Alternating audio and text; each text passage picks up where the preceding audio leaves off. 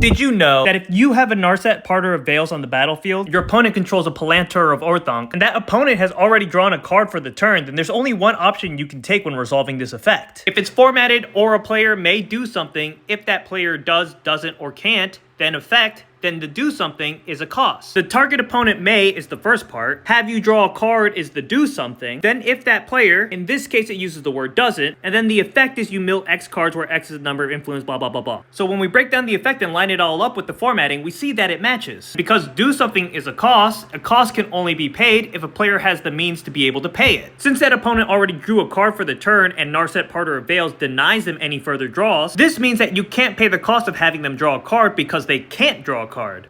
But what if instead of Narset we had a Notion Thief on the battlefield? Since having them draw a card would have you draw the card instead, that means the cost wasn't met, right? Well, not necessarily so. You're able to have them draw a card, which is paying that cost. It's just that Notion Thief will have it resulting in you drawing that card, but that cost is still going to have been paid. So in the end, with Narset Parter of Veils, you can't pay that cost. Therefore, you have to receive that effect. And with Notion Thief, even though they aren't drawing the card, all it cares is that you try to pay the cost by having them draw a card, and therefore that will be fulfilled.